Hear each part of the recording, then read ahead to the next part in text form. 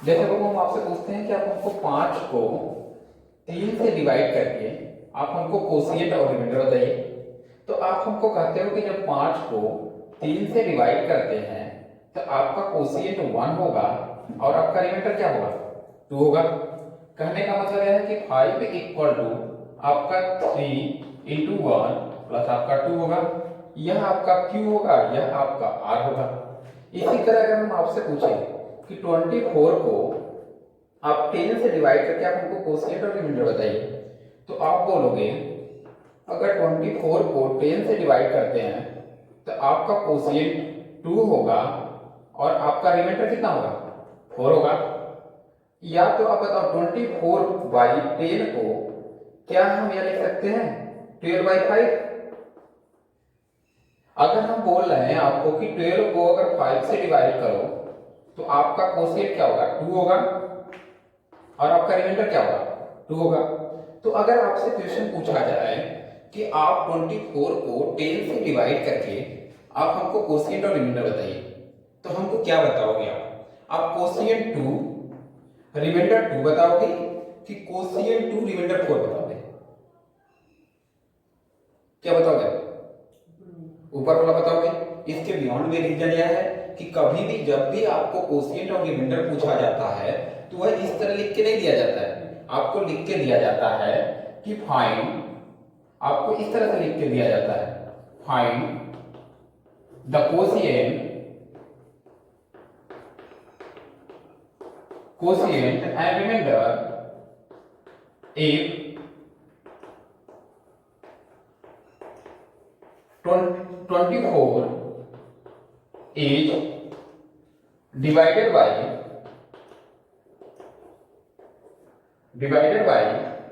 10। आपको कभी इस तरह तो लिख के दिया नहीं जाता है। तो अब हमारे पास जो प्रॉब्लम स्टार्ट होती है वो प्रॉब्लम यह है, आप समझने की कोशिश करिएगा कि हम इतना बड़ा स्टेटमेंट ना लिख के केवल हम यह नोटेशन यूज कर रहे हैं। यह नोटेशन का मतलब बाय नहीं है, इसका मतलब यह है कि हम 24 को 10 से डिवाइड करके कोशिएंट और रिमाइंडर को फाइंड आउट कर रहे हैं। तो आपसे अगर हम क्वेश्चन पूछें कि आप हमको यह बताइए कि -3 को अगर आपसे पूछा जाए कि 2 से डिवाइड करके आप हमको कोशिएंट और रिमाइंडर बताइए, तो हो सकता है कि आपके पास इसके विषय में आइडिया हो या हो सकता है कि बिल्कुल आइडिया ना हो। अगर आपसे पूछा जाए कि 2 को 4 से डिवाइड करके आप हमको कोशिएंट और रिमाइंडर बताइए तो भी प्रॉब्लम जनरेट हो गया। अगर आपसे पूछा जाए कि -3 को -2 से डिवाइड करके आप हमको कोशिएंट और रिमाइंडर बताइए तो भी आपके पास प्रॉब्लम बहुत ज्यादा है। अगर आपसे पूछा जाता है कि 1.4 को 1.4 से डिवाइड करके आप हमको कोशिएंट और रिमाइंडर बताइए, या आपसे पूछा जाता है कि √2 को 2 से डिवाइड करके आप हमको कोशिएंट और रिमाइंडर बताइए, तो हो सकता है कि आप इसका आंसर खुद दे दो, हो सकता है कि इसका आंसर आप ना दो। तो आप एक बात बताओ, प्रॉब्लम यहाँ पे प्रॉब्लम यह है ना कि अगर आपको एग्जैक्ट में कॉन्सेप्ट ऑफ डिविजिबिलिटी का अगर मतलब पता होता तो आपसे कोई भी कोशिएंट और रिमाइंडर पूछा जाता आप उसका आंसर बहुत इजीली दे सकते थे। तो हमारे पास प्रॉब्लम क्या है, हमारे पास मात्र यह एक प्रॉब्लम है कि हमको यह ही नहीं पता है कि कॉन्सेप्ट ऑफ डिविजिबिलिटी का मतलब क्या होता है। कॉन्सेप्ट ऑफ डिविजिबिलिटी का कहने का सेंस हमारा यह है, हम कह रहे हैं, हम आपसे यह कह रहे हैं कि जब कॉन्सेप्ट ऑफ डिविजिबिलिटी होल्ड करेगा तब हम कोशिएंट और रिमाइंडर निकाल सकते हैं। अगर कॉन्सेप्ट ऑफ डिविजिबिलिटी होल्ड नहीं करता है तब हम कोशिएंट और रिमाइंडर को फाइंड आउट नहीं कर सकते। तो सबसे पहले हम यह देख लेते हैं कि कब कॉन्सेप्ट ऑफ डिविजिबिलिटी होल्ड करता है, कब कॉन्सेप्ट ऑफ डिविजिबिलिटी होल्ड नहीं करता है। तो आप एक बात बताइए,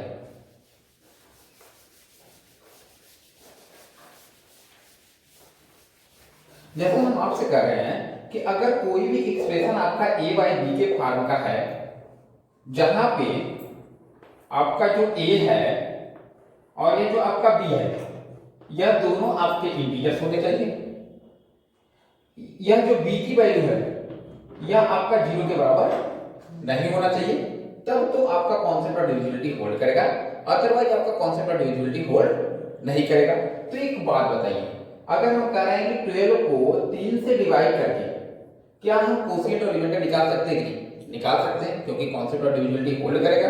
अगर कॉन्सेप्ट ऑफ डिविजिबिलिटी होल्ड करेगा तो हम कोशिएंट और रिमाइंडर फाइंड आउट कर लेंगे, अगर कॉन्सेप्ट ऑफ डिविजिबिलिटी होल्ड नहीं करेगा तो हम कह देंगे कि कोशिएंट और रिमाइंडर आपका डज नॉट एग्जिस्ट। कहने का मतलब कि हम कोशिएंट और रिमाइंडर को फाइंड आउट नहीं कर सकते हैं। तो आप हमको एक बात बताइए, यह देखिए एक्सप्रेशन जो 12/3 है यह a by b के फॉर्म का है। आपका a 12 है, इंटीजर है, आपका जो 3 है वह b के बराबर है, यह भी आपका इंटीजर है, लेकिन b 0 के इक्वल नहीं है। तो हमको पता हो गया कि यहाँ पे कोशिएंट और रिमाइंडर निकलेगा। कैसे निकलेगा ये अलग सीन है, पहले हम यहाँ देख लेते हैं किसका निकाल पाएंगे किसका नहीं निकाल पाएंगे। तो अगर आपसे पूछा जाए क्या -3 को 2 से डिवाइड करके क्या हम कोशिएंट और रिमाइंडर निकाल सकते हैं कि नहीं, तो आप कहोगे कि निकाल सकते हैं। अगर आपसे पूछा जाए कि 2 को -3 से डिवाइड करके क्या आप कोशिएंट और रिमाइंडर निकाल सकते हो कि नहीं, तो आप कहोगे कि 2 को -3 से डिवाइड करके हम कोशिएंट और रिमाइंडर निकाल सकते हैं। लेकिन अगर आपसे बाबू पूछा जाए कि 1.4 को 1.4 से डिवाइड करके आप हमको कोशिएंट और रिमाइंडर बताइए, तो क्या कभी भी कोशिएंट और रिमाइंडर निकलेगा? यह एक्सप्रेशन आपका a by b के फॉर्म का है। यहाँ पे a देखिए 1.4 है, b भी 1.4 है, लेकिन क्या दोनों इंटीजर है? इंटीजर नहीं है। हमने बोला कि a by b के फॉर्म का हो, हमने यह नहीं बोला कि इसको कन्वर्ट करना। यहाँ तक तो समझ आ रहा है। तो आपको पूछा जाए कि अगर 1.4 को 1.4 से डिवाइड करके आप हमको कोशिएंट और रिमाइंडर बताइए, तो आप कहोगे कि आपका कोशिएंट और रिमाइंडर एग्जिस्ट नहीं करेगा। आप यह मत बोल दीजिएगा कि 1.4 को 1.4 से डिवाइड करेंगे तो यह कोशिएंट 1 हो जाएगा, रिमाइंडर 0 हो जाएगा। यह तो सिंप्लीफिकेशन है ना।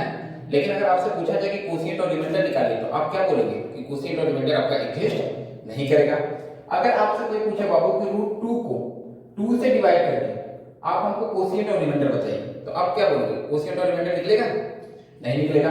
अगर आपसे कोई पूछता है कि बाबू 3 को √2 से डिवाइड करके कोशिएंट और रिमाइंडर निकालिए, तो भी आपका नहीं निकलेगा। लेकिन अगर आपसे कोई पूछे कि 2 को 4 से डिवाइड करके आप कोशिएंट और रिमाइंडर निकालिए, तो आप बोलोगे कि कोशिएंट और रिमाइंडर निकलेगा। तो अब हमारे पास प्रॉब्लम यह है कि अगर कोशिएंट और रिमाइंडर अगर आपका एग्जिस्ट कर रहा है, तब तो प्रॉब्लम यह है कि हम फाइंड आउट कैसे करेंगे। अगर कोशिएंट और रिमाइंडर एग्जिस्ट नहीं कर रहा है, तब तो आसान है, हम कह देंगे कि कोशिएंट और रिमाइंडर आपका नहीं निकल रहा है। तो अब हम इस पर वर्क करते हैं कि कब अगर कोशिएंट और रिमाइंडर अगर आपका एग्जिस्ट करता है, तो हम उसको फाइंड आउट कैसे करेंगे। अब हमको पता है कि कोई भी एक्सप्रेशन अगर इस फॉर्म का होगा, अगर a भी इंटीजर होगा, b की वैल्यू 0 के बराबर नहीं होगी, तो हमारा कोशिएंट और रिमाइंडर निकलेगा। तो हम कोशिएंट और रिमाइंडर निकालने के लिए हम लोग डिवीजन एल्गोरिथम अप्लाई करते हैं। क्या अप्लाई करते हैं? डिवीजन एल्गोरिथम अप्लाई करते हैं।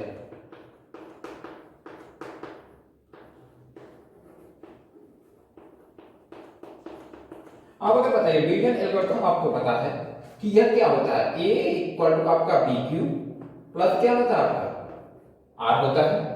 r की वैल्यू आपकी क्या होती है? 0 से बड़ी होती है या तो इक्वल होती है, लेकिन यह आपका मॉड ऑफ b से क्या होता है? छोटा होता है। एंड आपका जो a और b पहले से इंटीजर है, यह आपका जो q और ये जो आपका r आता है, यह अगेन क्या होंगे? अभी इंटीजर होंगे।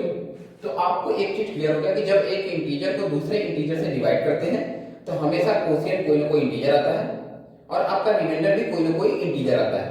लेकिन आपका रिमाइंडर कभी भी नेगेटिव हो सकता है, आपका रिमाइंडर कभी भी नेगेटिव नहीं होगा।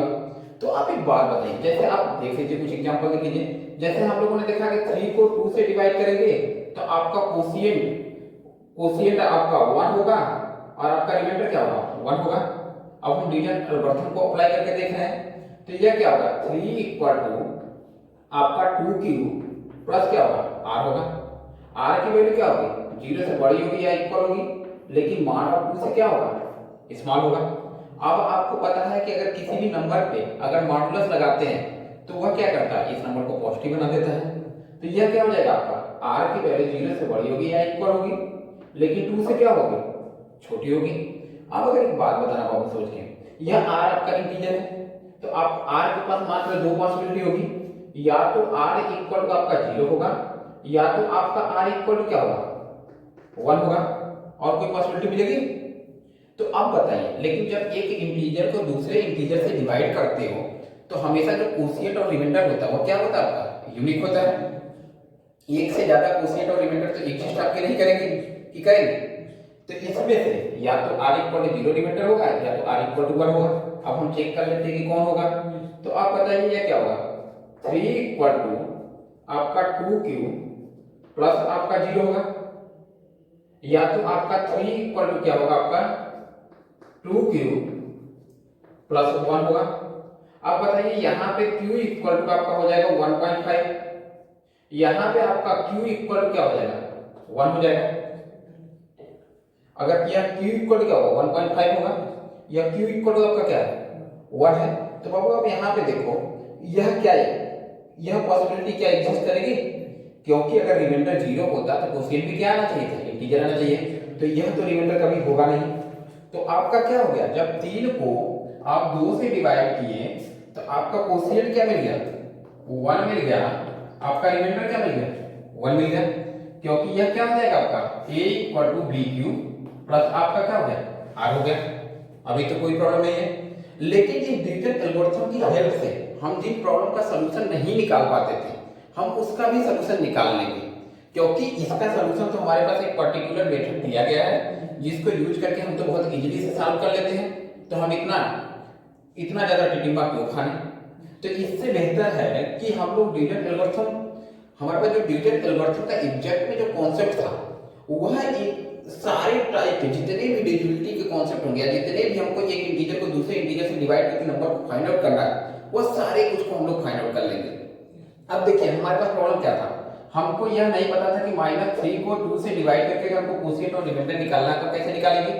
अब अगर एक बात बताइए, अब अगर डिजिटल एल्गोरिथम अप्लाई करोगे तो -3 इक्वल टू क्या होगा 2q प्लस आपका क्या होगा r होगा, r की वैल्यू अगेन क्या होगी 0 से बड़ी होगी या तो इक्वल होगी, लेकिन ये मॉड ऑफ 2 से क्या होगा स्मॉल होगा, तो r की वैल्यू 0 से बड़ी होगी या तो इक्वल होगी, लेकिन 2 से क्या होगी छोटी होगी। तो आप बताइए ये क्या होगा, r इक्वल टू 0 होगा या तो r इक्वल टू आपका क्या होगा 1 होगा। अब इन दोनों में से कोई एक पॉसिबिलिटी होगी, तो यह क्या होगा आपका -3 इक्वल टू 2q प्लस 0 होगा, या -3 इक्वल टू 2q प्लस 1 होगा। तो यह बताइए क्या होगा, q इक्वल टू -1.5 होगा बाबू, यहाँ पे q इक्वल टू आपका -2 होगा, यह पॉसिबिलिटी तो अगेन नहीं होगी, यही पॉसिबिलिटी होगी। तो आपको एक चीज क्लियर हो गया कि अगर -3 को 2 से डिवाइड करते हैं तो यह क्या होगा -3 इक्वल टू 2 इंटू -2 प्लस आपका क्या होगा 1 होगा। तो आपको कोशिएंट पता चल गया कि -2 है और रिमाइंडर कितना है बाबू आपका 1 है। अब अगर एक बात बताइए, अगर हम आपसे कहते हैं बाबू कि 3 को -2 से डिवाइड करके आप हमको कोशिएंट और रिमाइंडर बताइए, तो आप क्या हो जाएगा यह आपका हो जाएगा 3 इक्वल टू -2q प्लस क्या हो जाएगा वो आपका r हो जाएगा। यह r की वैल्यू अगेन क्या होगी 0 से बड़ी होगी या इक्वल होगी, लेकिन यह किससे छोटी होगी -2 से छोटा होगा। तो यह r की वैल्यू क्या होगी 0 से बड़ी होगी या तो इक्वल होगी, या 2 से क्या होगी छोटी होगी। तो अब हमको एक बात बताइए, यह r की वैल्यू वहां तक नहीं दिखेगा, यहाँ देखो अगर हम करें कि यहाँ पे या तो क्लियर है कि 3 equal to -2q plus r है, तो r की वैल्यू आपके पास क्या होगी, या तो आपका 0 होगा या तो आपका क्या होगा r इक्वल टू 1 होगा।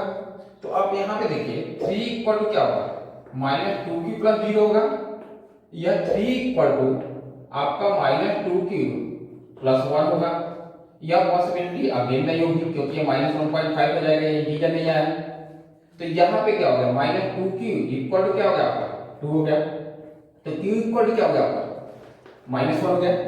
तो कहने का मतलब -3 equal to 2 3 equal to -2 into -1 plus 1 हुआ। यहाँ पे जो कोशिएंट आएगा या -1 आएगा, या जो रिमाइंडर है यह आपका क्या होगा 1 होगा। तो आप एक बात बताइए, जैसे यहाँ पे देखिए -3/2 इक्वल टू आपका 3/-2 होता है, लेकिन इन केस ऑफ कोशिएंट और रिमाइंडर में क्या दोनों सेम होते हैं क्या अलग अलग हो जाते हैं। इस केस में आपका जो कोशिएंट आया वो -2 आया, जो रिमाइंडर आया वो 1 आया, लेकिन इस केस में आपका जो कोशिएंट आया वो -1 आया, आपका जो रिमाइंडर है वो आपका क्या आ गया 1 आ गया। तो इन दोनों केस में आप एक बात बताइए, इन यह दोनों एक्सप्रेशन तो आपस में बराबर है, लेकिन क्या दोनों का कोशिएंट और रिमाइंडर सेम है? दोनों का कोशिएंट और रिमाइंडर सेम तो नहीं है। अगर आप एक बात बताइए, अगर आपसे कोई पूछता है कि 1.4 को 1.4 से डिवाइड करके आप कोशिएंट और रिमाइंडर निकालिए, तो क्या आप कोशिएंट और रिमाइंडर निकालोगे कि बोल दोगे कि कोशिएंट और रिमाइंडर आपका एग्जिस्ट नहीं करेगा? आपका कोशिएंट और रिमाइंडर एग्जिस्ट नहीं करेगा। अगर आपसे कोई पूछे कि √2 को 2 से डिवाइड करके आप हमको कोशिएंट और रिमाइंडर बताइए, तो आप सीधे बोलोगे कि कोशिएंट और रिमाइंडर को फाइंड आउट नहीं किया जा सकता है। आपको दोनों कॉन्सेप्ट क्लियर हो गए कि अगर कोशिएंट और रिमाइंडर को अगर फाइंड आउट नहीं किया जा सकता है तो ठीक है, छोड़ देंगे। अगर फाइंड आउट किया जा सकता है तो कैसे फाइंड आउट करेंगे? इसमें कोई प्रॉब्लम है नहीं कि कोई प्रॉब्लम है भी। अब अगर एक चीज यहां पे देखिए,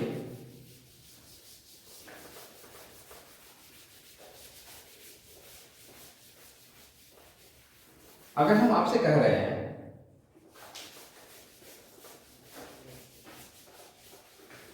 ध्यान से देखिएगा, अगर हम आपसे कह रहे हैं बाबू कि यह a equal to bq plus r है, तो यहाँ पे दो केस जनरेट होंगे। एक केस फर्स्ट होगा, एक आपका केस सेकेंड होगा। केस फर्स्ट में यह होगा कि r की वैल्यू या तो 0 के बराबर होगी या तो r की वैल्यू 0 के बराबर नहीं होगी। अगर r की वैल्यू 0 के बराबर होगी तो यह क्या हो जाएगा? आपका a इक्वल टू आपका bq हो जाएगा। यह आपका क्या हो जाएगा? वो a इक्वल टू आपका bq प्लस क्या हो जाएगा? r हो जाएगा। अब अगर यह बताइए, अगर हम कह रहे हैं r की वैल्यू 0 के बराबर है, तब हम कहते हैं कि ये जो b है वह a का डिवाइजर है। b क्या होगा? a का डिवाइजर है।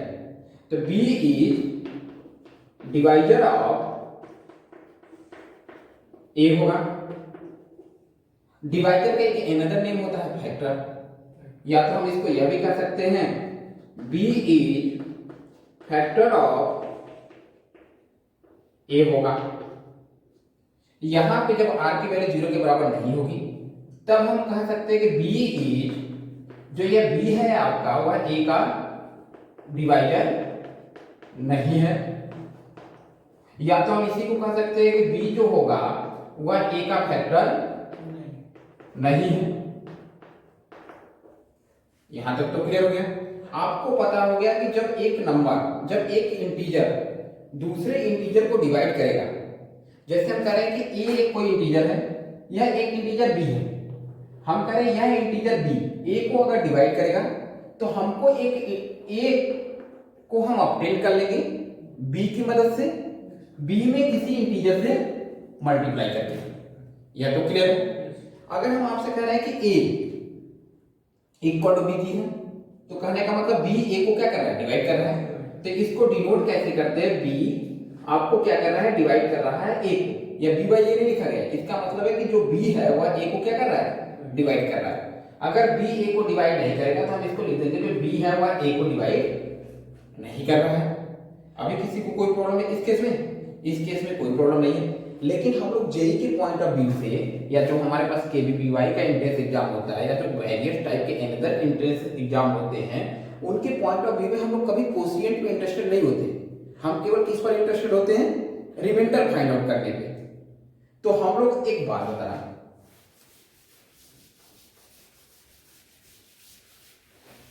जैसे अगर हम आपसे कह रहे हैं कि हम लोग अब इंटरेस्टेड किस पर हैं कि एक इंटीजर को दूसरे इंटीजर से डिवाइड करके हम लोग रिमाइंडर को कैसे फाइंड आउट करेंगे। जैसे आप एक बात बताइएगा, अगर हम आपसे कह रहे हैं कि 15 प्लस 4 को आप 6 से डिवाइड करके आप हमको रिमाइंडर बताइए, तो आप हमको क्या बताओगे?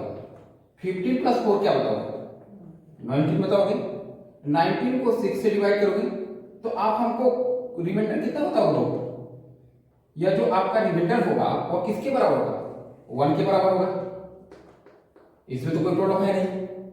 अगर हम कह रहे हैं कि 15 माइनस 4 को, अगर हम आपसे कह रहे हैं 15 माइनस 4 को अगर आप 6 से डिवाइड करके आप हमको रिमाइंडर बताइए, तो यह आपका क्या हो जाएगा? 11/6 हो जाएगा। आप बोलोगे कि यह जो आपका रिमाइंडर होगा वह रिमाइंडर आपका क्या हो जाएगा? 5 हो जाएगा। अगर हम आपसे बोले 15 इंटू 2 को आप 7 से डिवाइड करके रिमाइंडर बताइए। तो आप बोलोगे यह क्या होगा आपका 13/7 हो जाएगा, या रिमाइंडर आपका कितना हो जाएगा, वो आपका रिमाइंडर आपका 2 हो जाएगा। लेकिन हमारे पास प्रॉब्लम यह है बाबू कि अगर आपसे कोई पूछ दे 125 के पावर 693 को 7 से डिवाइड करें, आप हमको रिमाइंडर बताइए, क्या आप इसका कैलकुलेशन किसी भी कैलकुलेटर से कर सकते हो? कैलकुलेटर से भी पॉसिबल नहीं है। जब हम इसका कैलकुलेशन कर ही नहीं सकते तो हम रिमाइंडर को कैसे फाइंड आउट करेंगे? तो आप ध्यान से देखिएगा, हम लोग अपने ऑब्जर्वेशन को बिल्कुल चेंज करेंगे। अब अगर यहाँ पे देखिएगा, ध्यान देखिएगा, हम अपने ऑब्जर्वेशन को कैसे चेंज कर रहे हैं कि अब हम कैलकुलेशन करके रिमाइंडर नहीं फाइंड आउट करेंगे, हम अलग अलग नंबर को डिवाइड करके रिमाइंडर फाइंड आउट कर लेंगे। अब अगर बताइए 15 को 6 से डिवाइड करोगे तो रिमाइंडर क्या होगा? 15 को 6 से डिवाइड करोगे तो आपका रिमाइंडर जो होगा वह आपका 3 होगा। 4 को 6 से डिवाइड करोगे तो आपका रिमाइंडर 4 ही होगा, क्योंकि आपको पता है कि अगर 4/6 है तो इसको 4 को क्या लिख सकते हो, मात्र एक ही पॉसिबिलिटी होगी ना, 6 प्लस इंटू 0 प्लस 4 होगा ना, कि कोई और पॉसिबिलिटी होगी? और कोई पॉसिबिलिटी होगी नहीं, क्योंकि अगर हम कह रहे हैं कि दोनों ये इंटीजर्स हैं और ये अगर दोनों पॉजिटिव इंटीजर है, अगर न्यूमरेटर का जो नंबर है वह डिनोमिनेटर के नंबर से अगर छोटा हो गया तो हमेशा जो रिमाइंडर होता है वो न्यूमरेटर ही हो जाता है। अब अगर एक बात बताना, तो 4 को 6 से डिवाइड करोगे तो रिमाइंडर कितना आएगा? 4 ही आएगा। इनके बीच कौन सा साइन है बाबू? प्लस साइन है, प्लस साइन लगा देते हैं, फिर अगेन इसको 6 से डिवाइड कर देते हैं। देखिए इसके बराबर नहीं लिख रहे हैं, हम इसके बराबर नहीं लिख रहे हैं, हम लोग केवल क्या कर रहे हैं कि एक आइडिया ले रहे हैं कि रिमाइंडर कैसे फाइंड आउट करते हैं।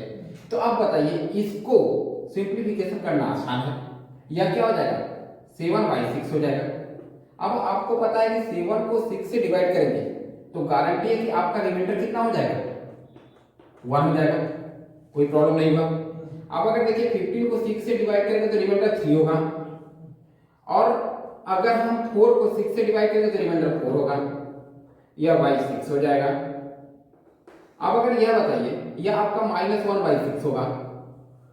अब आपको पता है कि -1 को जब 6 से डिवाइड करेंगे तो यह आपका क्या होगा? -1 = 6 इंटू क्या होगा आपका? -1 + 5 लिख सकते हैं कि नहीं? और कोई पॉसिबिलिटी है? तो आगे रिमाइंडर क्या आ गया आपका? 5 ही आ गया। इस केस में देखिए 15 × 2/7 के केस में आपको पता है 15 को 7 से डिवाइड करेंगे तो रिमाइंडर 1 आएगा, 2 को 7 से डिवाइड करेंगे तो रिमाइंडर 2 आएगा। इनके बीच में साइन मल्टीप्लिकेशन का है, यह क्या हो जाएगा? 7 हो जाएगा।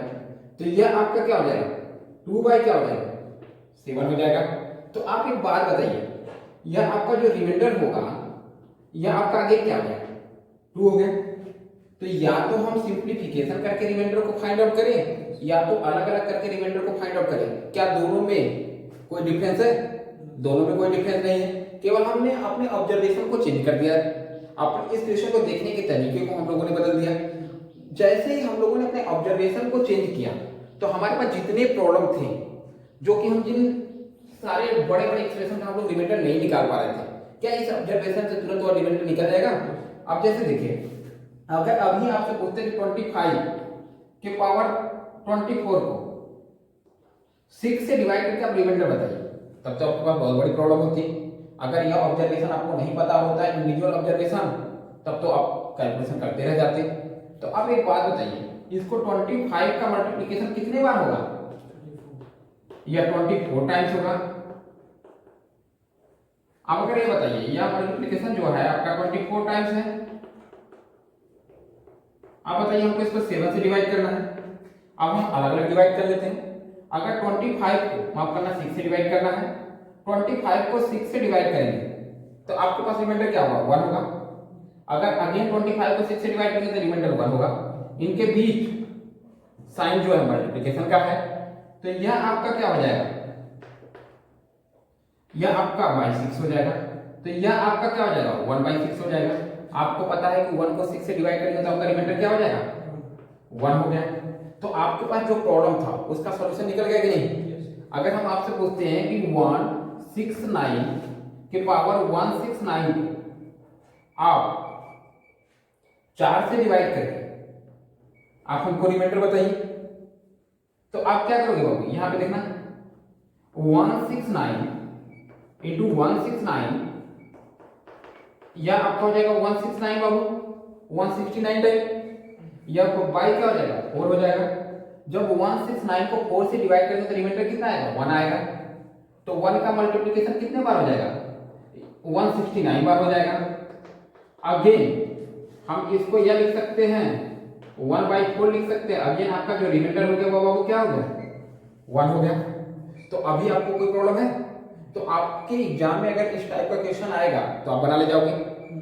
अब अगर एक बात बताना, हम लोगों के एग्जाम में कभी कभी पूछा जाता है कि आप लास्ट 1 डिजिट को फाइंड आउट करो। क्या फाइंड आउट करो? लास्ट 1 डिजिट को फाइंड आउट करो।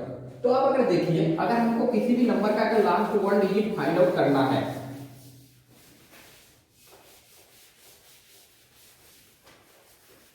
जैसे हम करेंगे हमको किसी भी नंबर का, जैसे 15 का जो लास्ट 1 डिजिट होगा,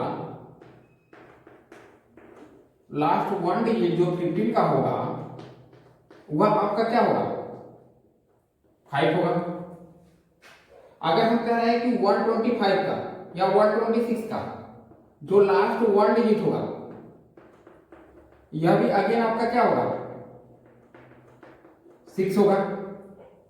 लेकिन अगर हम आपसे पूछ ले बाबू 123 के पावर 124 का लास्ट 1 डिजिट क्या होगा, तब तो प्रॉब्लम फिर आ गई। लेकिन अगर आप यहां फिर से देखिए, दोबारा देखिए, अगर 15 को 10 से डिवाइड कर देते हैं तो हमेशा रिमाइंडर क्या आता है 5 आता है। अगर हम 126 को 10 से डिवाइड कर देते हैं तो रिमाइंडर क्या आता है 6 आता है। अगर हमको लास्ट 1 डिजिट फाइंड आउट करना होगा तो हम किससे डिवाइड करेंगे 10 से डिवाइड करके क्या फाइंड आउट कर लेंगे रिमाइंडर फाइंड आउट कर लेंगे।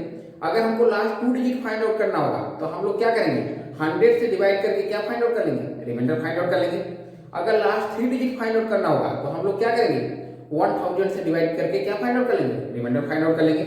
जैसे आपके पास यह प्रॉब्लम है कि 123 के पावर 124 है, अगर इसको आपको किससे डिवाइड करना है, आपको इसका लास्ट 1 डिजिट फाइंड आउट करना है, तो आप इसको 10 से डिवाइड कर दोगे।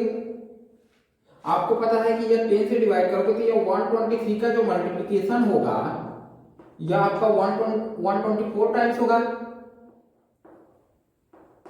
यह बाय 10 हो जाएगा। अब आपको पता है कि 1 2 3 को 10 से डिवाइड करोगे तो रिमाइंडर 3 आएगा, सबसे 3 आएगा, इनके बीच का जो साइन है वो मल्टीप्लिकेशन का है, यह बाय 10 हो जाएगा। आपको पता हो गया कि यह क्या हो गया आपका 3 के पावर 169 बाई 10 हो गया। अब अगर देखिए यहां पे हम 123 के पावर 124 का लास्ट 1 डिजिट फाइंड आउट कर रहे थे, तो हमारे पास हम लोगों ने क्या किया 10 से डिवाइड करके रिमाइंडर फाइंड आउट कर लिया। लेकिन जब हमने इसको सिंप्लीफिकेशन किया, एक स्टेप आगे बढ़े, तो हमारे पास इस टाइप का कुछ एक्सप्रेशन बन गया। यहाँ पे 123 के पावर 124 को 10 से डिवाइड करके रिमाइंडर फाइंड आउट करना एक डिफिकल्ट टास्क था, लेकिन इसके कंपेयर में यह थोड़ा सा आसान है, लेकिन अभी भी तो डिफिकल्ट है। क्या 3 का मल्टीप्लिकेशन 169 बार कर सकते हो? पॉसिबल अभी भी नहीं है। तो हम अब क्या करेंगे, अब हम ऐसा कुछ करेंगे कि आप अगर देखिए यह 3 की पावर 169 बाई 10 है, तो अब हम क्या करेंगे कि यह 3 का पावर इतना बढ़ाएंगे कि वह डिनोमिनेटर से क्या हो जाए ज्यादा हो जाए, और वह आप अपने बेनिफिट के हिसाब से ले लीजिए कि आपको कितना पावर बढ़ाना है। तो अब अगर एक बात बताइए, अगर हम 3 का पावर 4 बढ़ा देंगे तो यह हो जाएगा 81 को 10 से डिवाइड करेंगे तो रिमाइंडर 1 हो जाएगा। तो यह 3 के पावर 4 यह 169 है, तो यह आपका क्या हो जाएगा 42 हो जाएगा, इंटू आपका क्या होगा 3 होगा कि नहीं? आप बताना बाबू, यह दोनों तो बराबर हो गए। अब इसको हम लोग क्या लिख सकते हैं 81 के पावर 42 इंटू आपका 3 बाई क्या हो जाएगा आपका 10 हो जाएगा। अब आपको पता है कि ये 81 के पावर 42 को 81 का मल्टीप्लिकेशन हम लोग 42 टाइम्स करेंगे, यह एक हमारे पास बचा 3 बचा। अगर इसको हम 10 से डिवाइड करेंगे तो अब अगर देखिए 81 को अगर 10 से डिवाइड करेंगे तो रिमाइंडर क्या आएगा 1 आएगा। 1 का मल्टीप्लिकेशन कितने बार होगा 42 टाइम्स होगा, तो यह तो 1 ही आएगा। फिर अगर 3 को 10 से डिवाइड करेंगे तो रिमाइंडर 3 ही आएगा। तो ये एग्जैक्ट में क्या बन जाएगा आपका 3 बाई यह 10 बन जाएगा। अब अगर हम 3 को 10 से डिवाइड करेंगे तो रिमाइंडर आपका क्या होगा? 3 ही होगा, क्योंकि हमने आपको सिखाया कि अगर ऊपर का नंबर बड़ा है, अपना ऊपर का नंबर अगर छोटा है, नीचे का नंबर अगर बड़ा है, अगर दोनों पॉजिटिव है तो हमेशा रिमाइंडर क्या हो जाता है? ऊपर का नंबर हो जाता है। तो आप बताइए, अगर 3 के पावर 169 का अगर आपको लास्ट 1 डिजिट पूछा जाए तो आप आंसर बता दोगे कितना होगा? ये आपका 3 होगा। अभी यहां तक तो किसी को कोई प्रॉब्लम नहीं है कि लास्ट 1 डिजिट को कैसे फाइंड आउट करते हैं, लेकिन वो प्रॉब्लम क्या है ना कि अभी यह जो हम लोगों ने मेथड सीखा, यह एक मेथड क्या है कि रफली आइडिया है कि हम रिमाइंडर कैसे फाइंड आउट करते हैं। लेकिन अगर हम पावर को इसी को पावर को बढ़ा देते हैं, जैसे हम यह कर दें कि 1 2 3 के पावर 1 2 4 के पावर 1 2 5 का आप लास्ट 1 डिजिट बताओ या 7 से डिवाइड करके रिमाइंडर बताओ, तब तो आपके पास प्रॉब्लम यही हो जाएगा कि आपको यह पता ही नहीं चल पाएगा कि 123 का एग्जैक्ट पावर कितना है। तब हम लोग इस अप्रोच पे तो जा नहीं सकते हैं। अगर और पावर बढ़ा तो और प्रॉब्लम का लेवल क्या रह जाएगा? इंक्रीज होता जाएगा। तो हमारे पास इस टाइप के प्रॉब्लम का हम सॉल्यूशन कैसे फाइंड आउट करेंगे?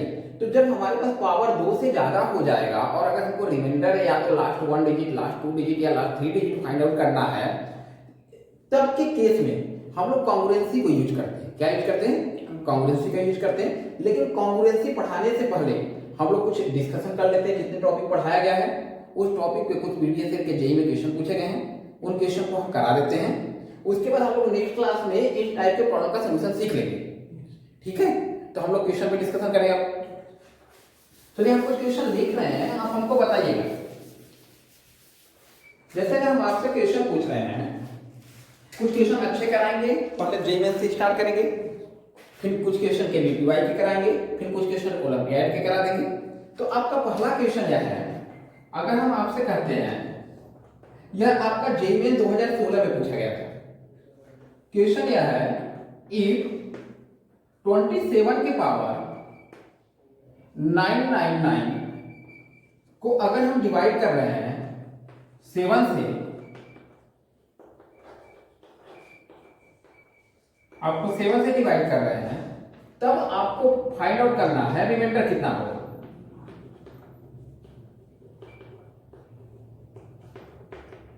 अब अगर देखिए, आपका ऑप्शन यह है, पहला ऑप्शन आपका 1 है, आपका दूसरा ऑप्शन आपका 2 है, या आपका जो तीसरा ऑप्शन है वो आपका 3 है, या जो आपका चौथा ऑप्शन है वो आपका 6 है, या आपका जो क्वेश्चन आया था बाबू वह आपका जेईई में,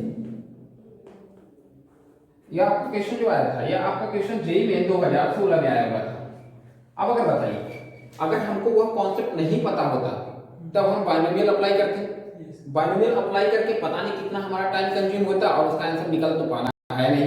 अब देखिए, बहुत इजीली से निकल जाएगा। 27 के पावर 999 को 7 से डिवाइड करना है। आपको पता है कि यह क्या हो जाएगा आपका 27 इंटू 27 का मल्टीप्लीकेशन कितने बार हो जाएगा? वो 999 बार हो जाएगा। y क्या हो जाएगा? 7 हो जाएगा। अगर आप बताइए 27 को अगर आप 7 से डिवाइड करते हैं तो आपका रिमाइंडर कितना आएगा? कितना आएगा? 6 आएगा। तो यह आपका क्या हो जाएगा? 6 के पावर 999 y क्या हो जाएगा? 7 हो जाएगा। अब वो देखिए, अब हमारे पास क्या करेंगे, इसके पावर को बढ़ाएंगे, 2 बढ़ा लेते हैं, हमारा काम हो जाएगा। तो 6 के पावर 2 यह क्या हो जाएगा आपका 4 4 9 4 9 9 इंटू आपका 6 होगा। यह क्लियर है ना कैलकुलेशन? कोई प्रॉब्लम तो है नहीं। यह y क्या हो जाएगा? 7 हो जाएगा। यह आपका क्या हो जाएगा? वो 42 के पावर 499 इंटू क्या हो जाएगा? 6 हो जाएगा। यह y क्या हो जाएगा? माफ करना, 36 के पावर y 7 हो जाएगा। 36 को अब इसको अगर हमको लिखना होगा तो 36 का मल्टीप्लिकेशन कितने बार हो जाएगा? 499 बार हो जाएगा। इंटू क्या होगा? 6 होगा, y 7 होगा। आपको पता है कि 37 को माफ करना 36 को अगर 7 से डिवाइड करेंगे तो रिमाइंडर कितना आएगा? 1 आएगा। 1 का मल्टीप्लिकेशन कितने बार करेंगे? 499 पर आएगा, तो ये एग्जैक्ट में कितना आएगा 1 ही आएगा। अगर 6 को 7 से डिवाइड करेंगे तो रिमाइंडर अगेन 6 आएगा, या क्या हो जाएगा बाई 7 हो जाएगा, या आपका क्या होगा 6/7 हो जाएगा। तो यह आपका रिमाइंडर कितना हो गया बाबू 6 हो गया। तो आप बताइए आपको कौन सा आंसर सही हो गया, डी हो गया। अब बताइए इस क्वेश्चन को सॉल्व करने में कितना टाइम लगा, बहुत ज्यादा हमको लगता है 1 मिनट लगा। अब अगर बताइए दूसरा क्वेश्चन हम लोग लिख रहे हैं बाबू, क्वेश्चन यह है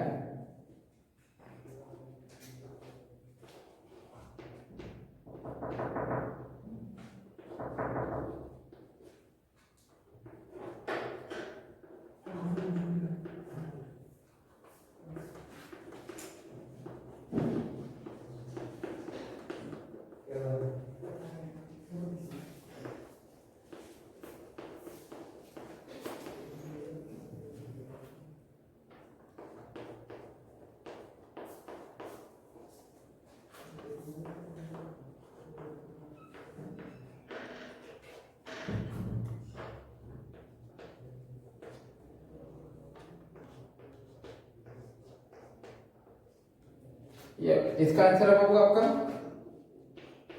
ए है आपका 2/7 है, या आपका जो बी ऑप्शन है वो आपका 3/7 है, या आपका जो सी ऑप्शन है वो आपका 4/7 है, या आपका जो डी ऑप्शन है वह है आपका, चलिए हम ना जीके का ऑप्शन ले लेते हैं। यह आपका जो क्वेश्चन आया हुआ था बाबू, यह आपका जेई में 2019 में क्वेश्चन पूछा जाता है।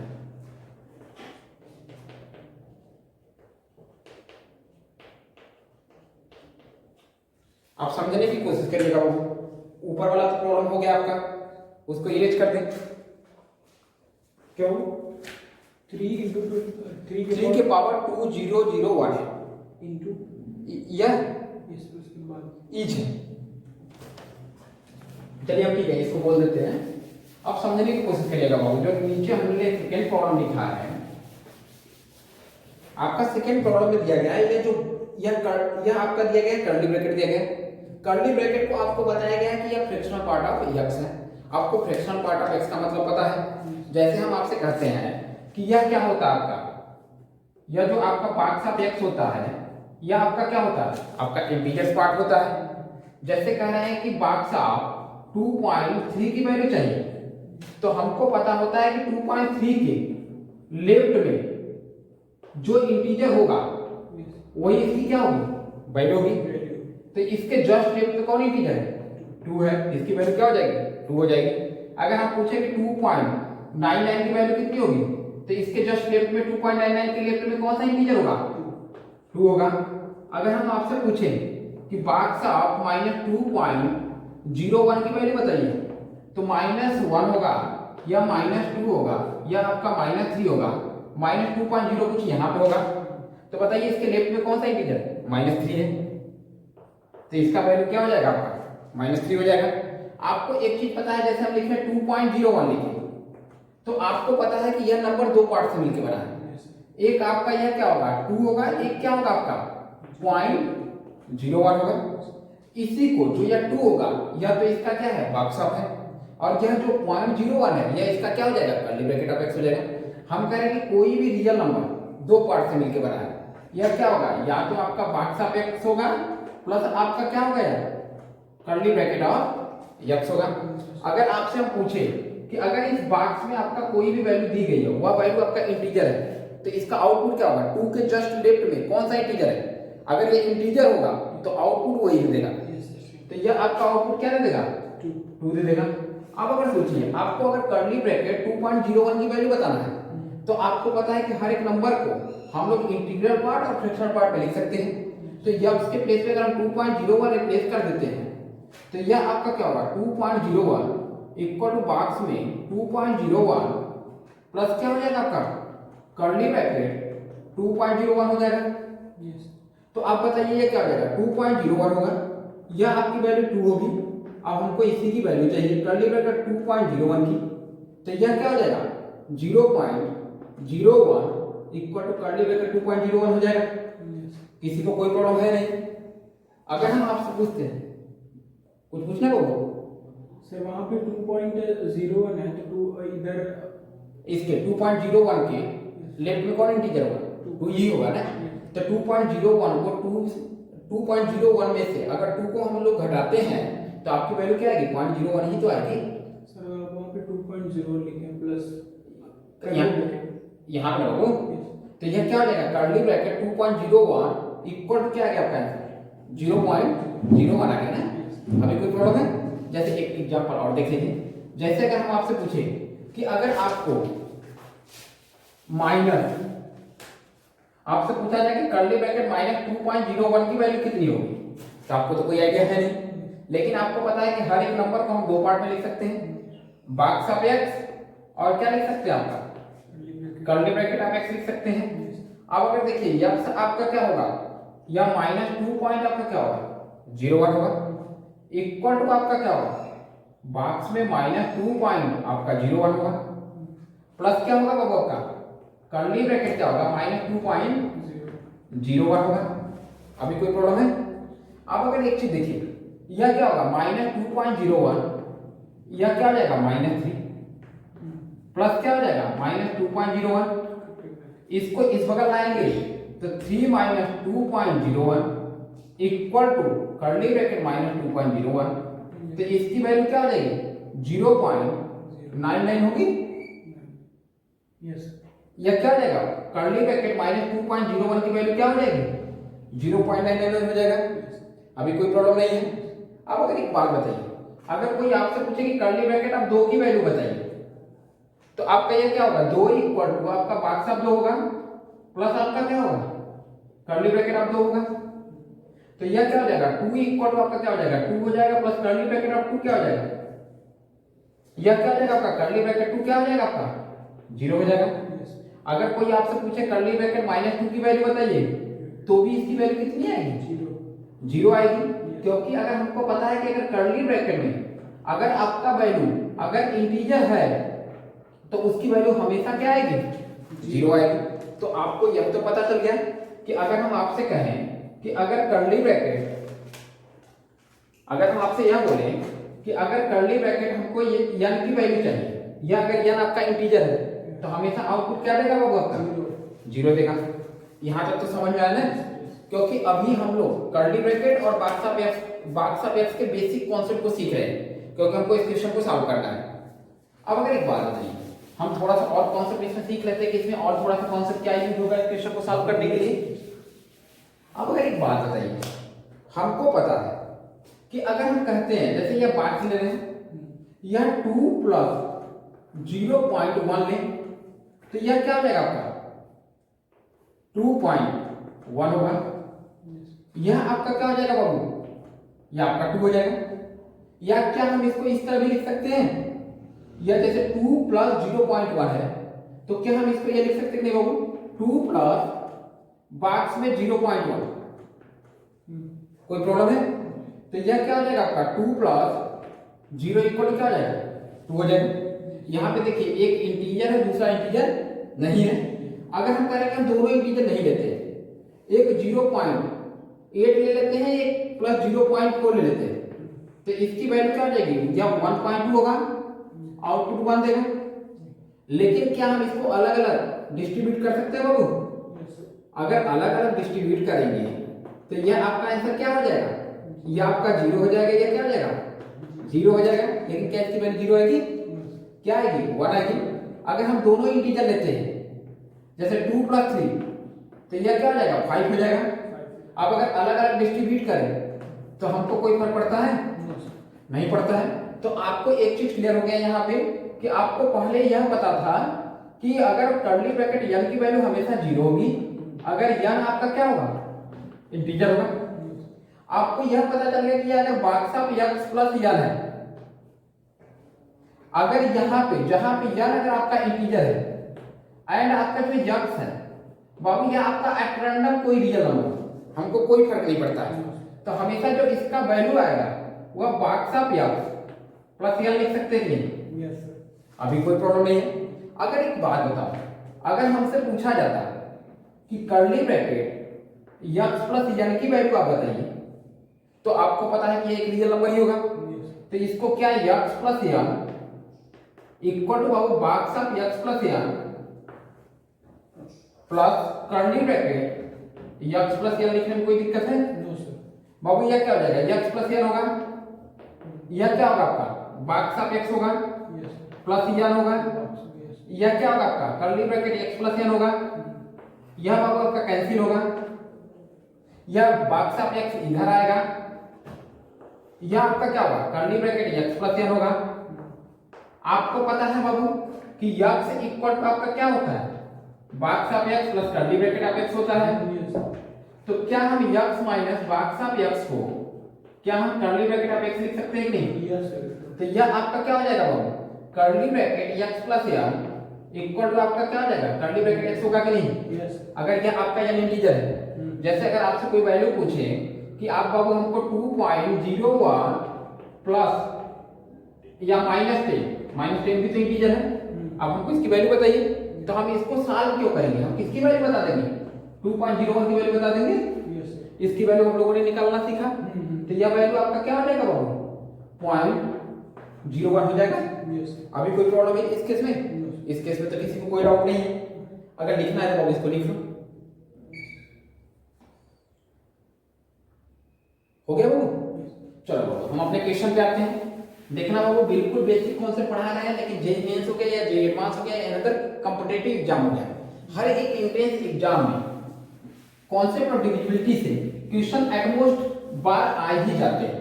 और आपके हम शुरू के 4 लेक्चर बिल्कुल बेसिक पढ़ाएंगे, जिसमें आपका एलसीएम हो गया, इस टाइप का प्रॉब्लम हो गया, जो कुछ हमने काउंटर एग्जाम्पल लिखा था, जैसे कि हम लोगों ने अभी केवल 2 पावर तक पढ़ा था, पावर बढ़ा देंगे तो उसको कैसे सॉल्व करेंगे, तो उस टाइप के प्रॉब्लम पे हम लोग डिस्कशन कर लेते हैं। लेकिन जितना हम लोगों ने कॉन्सेप्ट पढ़ाया उस पर जितने भी बेस्ड के क्वेश्चन आए उसको हम लोग डिस्कस कर रहे हैं। तो आपका एक क्वेश्चन हमने कर दिया था डिस्कस। दूसरा क्वेश्चन आपको यह दिया गया था, यह जेईई मेंस आपका 2019 में पूछा गया था। बाबू सोचो, बस इतना ध्यान से देखो, आपको कर्ली ब्रैकेट किसकी वैल्यू चाहिए?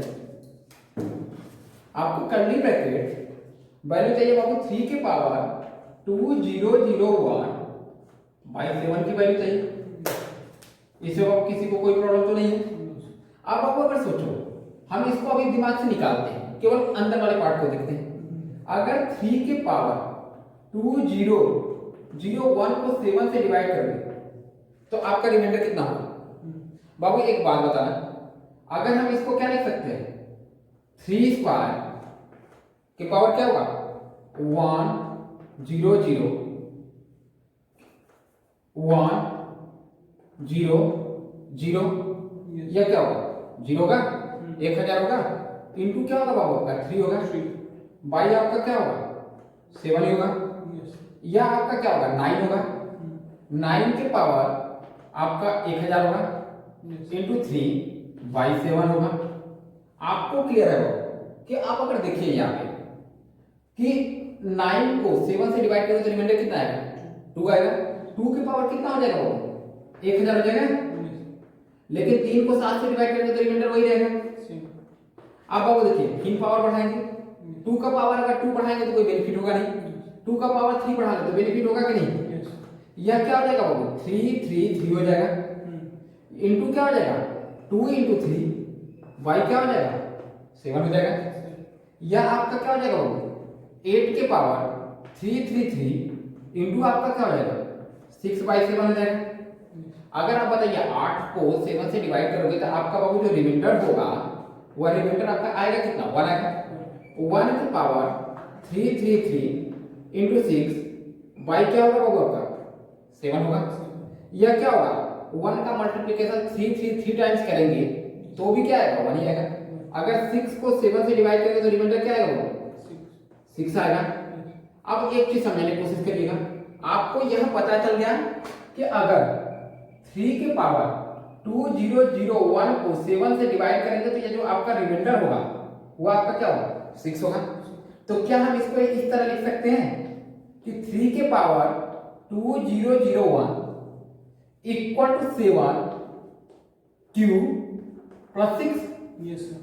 कोई प्रॉब्लम नहीं है, क्योंकि कोई ना कोई इंटीजर मिलेगा ही आपको जो कि 7 से मल्टीप्लाई कर देंगे और 6 को जोड़ देंगे तो उसके बराबर हो जाएगा। कोई प्रॉब्लम है अभी? तो अब आप बताइए, लेकिन हमको वैल्यू किसकी चाहिए? बाई 7 की चाहिए। तो अगर हम 7 से डिवाइड कर दें तो यह क्या हो जाएगा आपका, यह आपका हो जाएगा 3 के पावर 2001 बाई 7 इक्वल टू आपका क्या हो जाएगा क्यू प्लस 6/7 होगा। अभी कोई प्रॉब्लम है? अब अगर एक चीज समझने की कोशिश करिएगा, लेकिन आपको वैल्यू किसकी चाहिए, आपको वैल्यू चाहिए कर्ली ब्रैकेट 3 के पावर 2001 बाई आपको 7 की वैल्यू चाहिए। इसमें तो कोई प्रॉब्लम नहीं है, इसमें कोई डाउट है? अब आपको यहाँ पे देखना है, यह आपका क्या हो जाएगा कर्ली ब्रैकेट क्यू प्लस या आपका 6 बाई क्या हो जाएगा 7 हो जाएगा। जहां पे आपका क्यू क्या है, आपका क्यू कोई ना कोई तो इंटीजर ही है। अभी हम लोगों ने प्रॉपर्टी पढ़ा कि अगर एक इंटीजर होगा एक रियल नंबर होगा तो आउटपुट क्या देगा, कर्ली ब्रैकेट क्या देगा, 6/7 देगा। अगर एक बात बताना, अगर हम करें हम किसी भी कर्ली ब्रैकेट की वैल्यू फाइंड आउट करते हैं, वह अगर वैल्यू 1 से छोटी है तो उसका आउटपुट क्या आएगा हमेशा। जैसे हम कह रहे हैं कि 0.1 का अगर कर्ली ब्रैकेट निकालें तो हम इसको क्या लिखते हैं 0.1 ही लिखते हैं, कुछ और लिखते हैं 0.2, क्योंकि आप देख लीजिए ना यह क्या होगा 0.1 इक्वल टू बॉक्स में 0.1 प्लस कर्ली ब्रैकेट क्या होगा 0.1 होगा। तो यह आपका क्या हो जाएगा 0.1 इक्वल टू आपका क्या होगा वो 0.1 माफ करना 0 होगा प्लस कर्ली ब्रैकेट क्या होगा 0.1 होगा। तो आउटपुट क्या दे दिया 0.1 दे दिया। अगर हम इसी तरह 0.2 की वैल्यू निकालें तो यहाँ पे क्या हो जाएगा आपका 0.2 हो जाएगा, 0.2 हो जाएगा, वैल्यू क्या देगा 0 देगा। तो अगर 0 से 1 के बीच में अगर हम कोई भी वैल्यू देते हैं तो हमेशा उसका अगर कर्ली ब्रैकेट निकालेंगे तो वही वैल्यू आएगी। तो बाबू बताना 6/7 क्या है 0 से 1 के बीच में है, तो इसका हमेशा कर्ली ब्रैकेट क्या आएगा 6/7 आएगा। यह क्लियर है? यह कैलकुलेशन बिल्कुल सही है कि नहीं? यह कैलकुलेशन बिल्कुल सही है। तो हमारे पास कौन सा ऑप्शन हो गया 2/7, बी दिया गया 3/7, सी दिया गया 4/7, डी दिया गया नन ऑफ दीज। तो आपका ऑप्शन यहाँ पे क्या हो गया नन ऑफ दीज हो गया। अगर एक बात बताइए, अगर आपका नन ऑफ दीज के जगह अगर आपको 6/7 दिया गया होता तो आपका आंसर क्या हो जाता 6/7 ही हो जाता। एक बार आप कैलकुलेशन चेक कर लेना। आप बताइए इस टाइप का प्रॉब्लम आएगा तो सॉल्यूशन निकल जाएगा। तो बाबू यहाँ पे देखना जो प्रॉब्लम आया था बिल्कुल बेसिक पे बेस्ड हो गया था कि टफ था। ठीक है आप इसको लिख लो।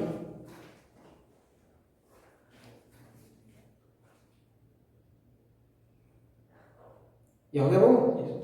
चलिए एक क्वेश्चन और कराते हैं आपको।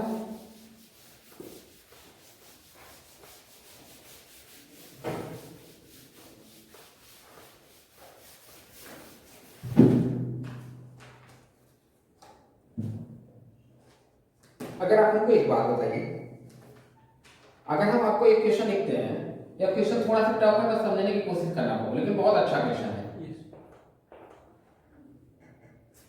चलिए अगर एक बात बताना, अगर हम कह रहे हैं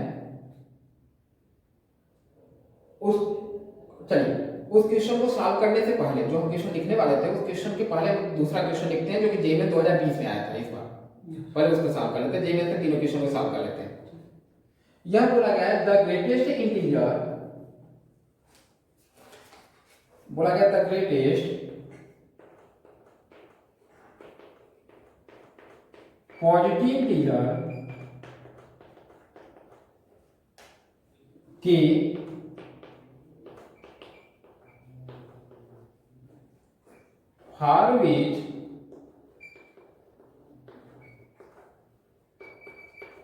for which 49 के power k plus 1 is a factor of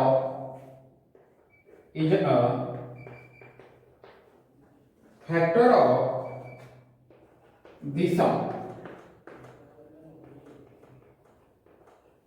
factor of the sum 49 के पावर 125 प्लस 49 के पावर 124 प्लस डाटा ये आपका प्लस 49 के पावर 2 प्लस 49 प्लस 1 इज, यह आपका ऑप्शन दिया गया है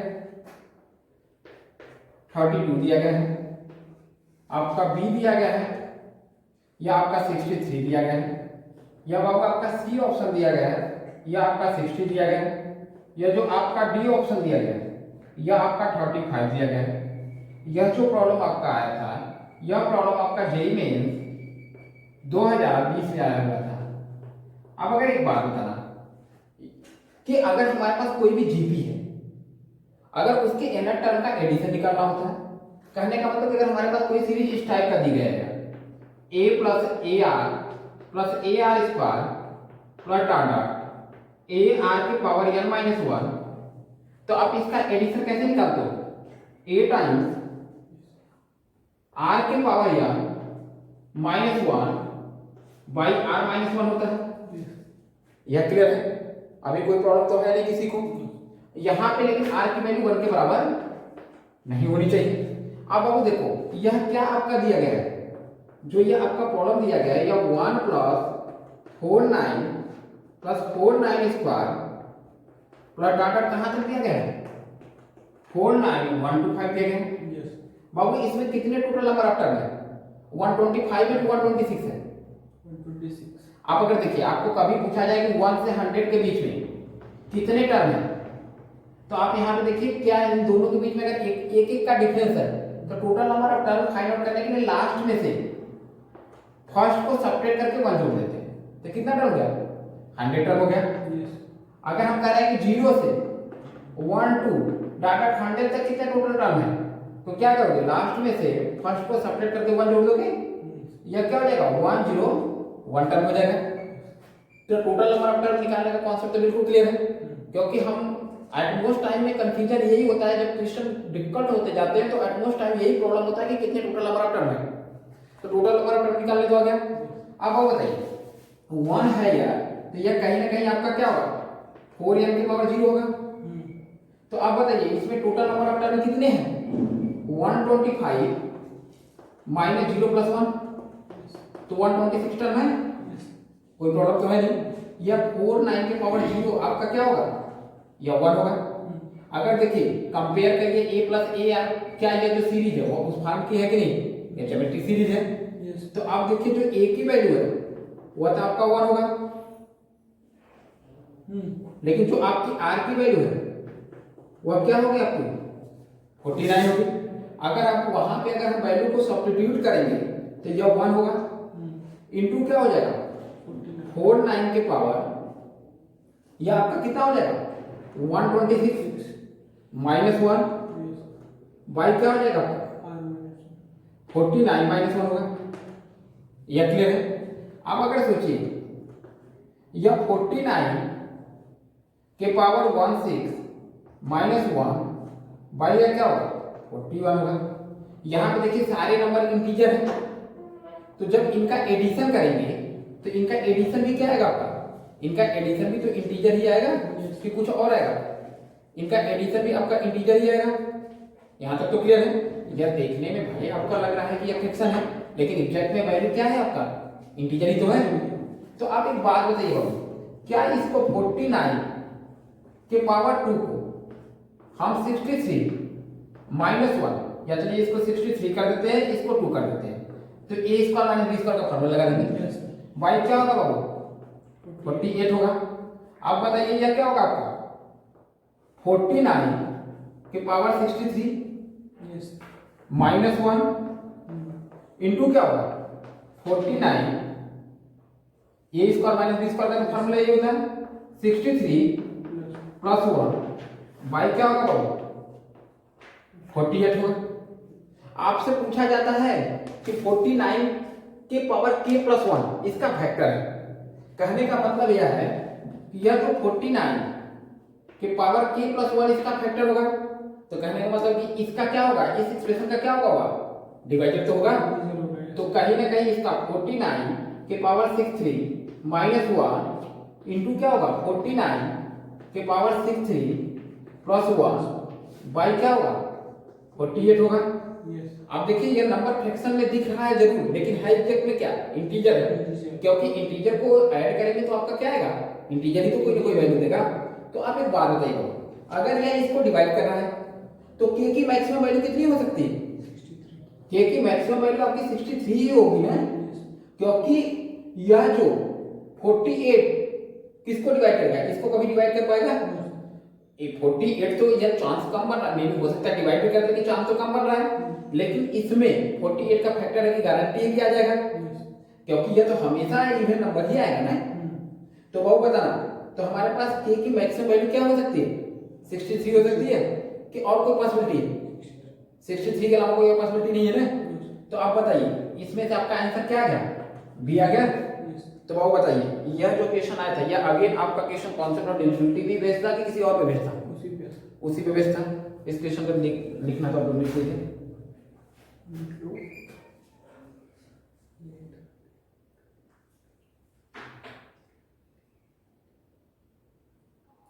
लिख लिया बाबू? बेटा इरेज करें?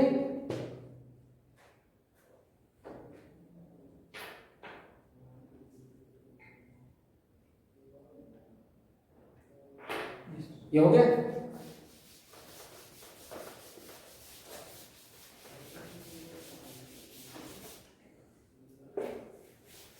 चलिए वो हम 2 क्वेश्चन और डिस्कशन करेंगे, उसके बाद हम लोग क्लास को खत्म करेंगे आज की।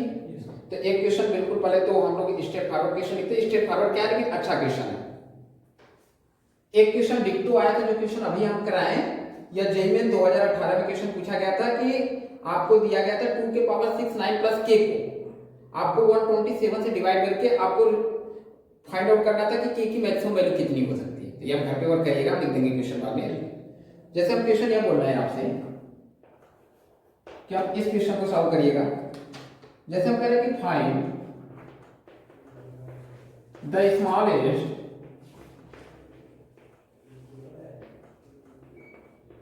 स्मॉलेस्ट पॉजिटिव इंटीजर यानी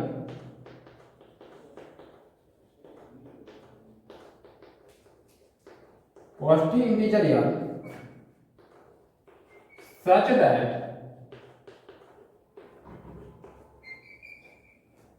L lie between 1000 यह जो आपका है 1000 से 1100 के बीच में आपका लाई कर रहा है। एंड आपका दिया गया है कि 1 के पावर n प्लस 1 2 2 के पावर n प्लस 1 3 3 3 के पावर n प्लस यह आपका है 1 4 4 के power n if divided by p।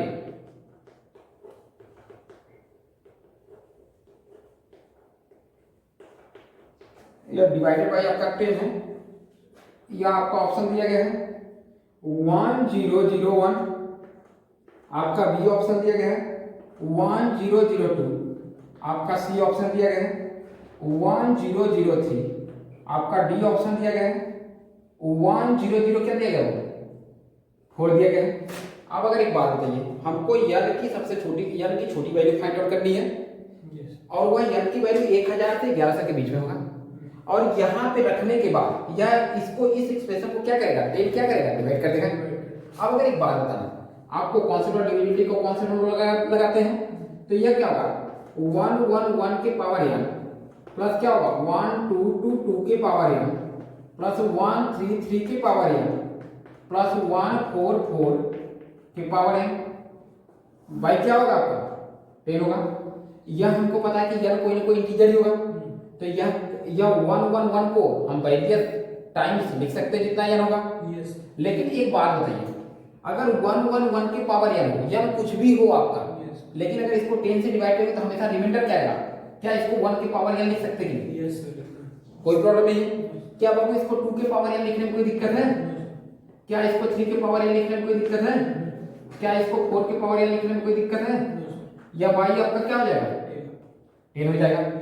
अब देखिए, अब हमको इस एक्सप्रेशन पे वर्क करना था, लेकिन इस एक्सप्रेशन को हम सिंपलीफाइड करके हम इस एक्सप्रेशन पे ला दें तो अब हमारे पास n की वैल्यू को सब्स्टिट्यूट करके चेक कर लें। तो सबसे छोटी वैल्यू n की क्या है 1001 है।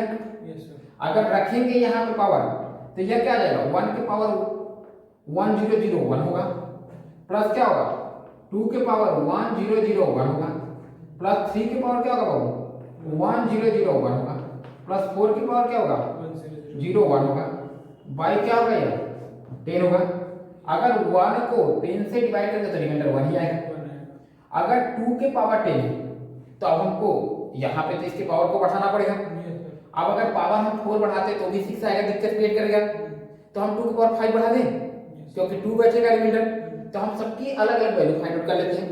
तो अब अगर देखो 2 के पावर 1001 को 10 से डिवाइड करके रिमाइंडर फाइंड आउट करना है, तो इसको क्या 2 के पावर 5 कोई प्रॉब्लम नहीं, यह क्या होगा 2 0 0 होगा, इनटू क्या होगा 2 बाई क्या होगा 10 होगा, यह आपका क्या होगा 32 के पावर 200 होगा। तो 2 के पावर क्या हो जाएगा 200 इंटू 2 बाई 10 होगा। अब वो फिर पावर बढ़ा लें, तो यह पावर क्या बढ़ाएं, अगेन क्या बढ़ा लें 5 बढ़ा लें, कोई प्रॉब्लम है।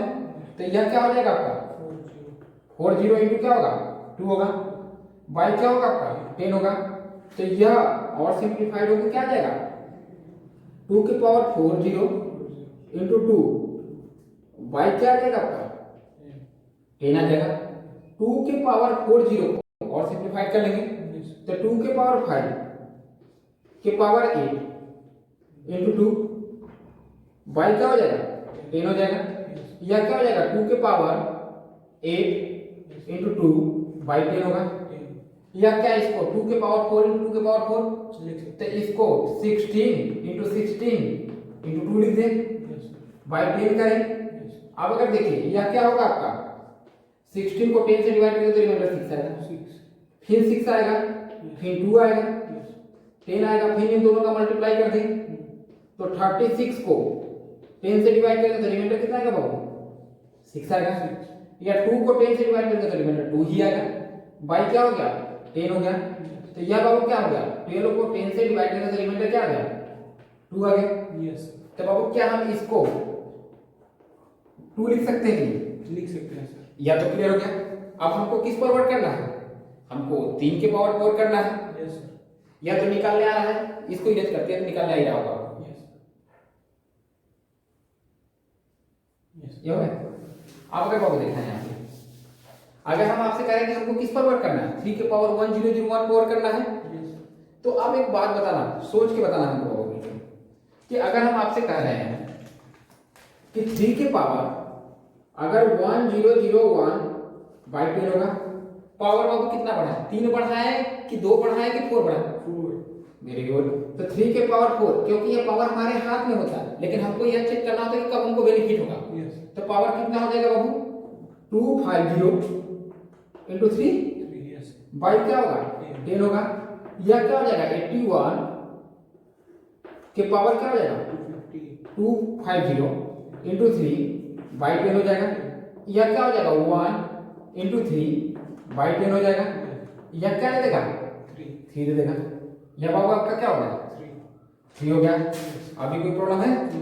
अब हमको किस पर वर्क करना है 4 के पावर 1001 पे वर्क करना है।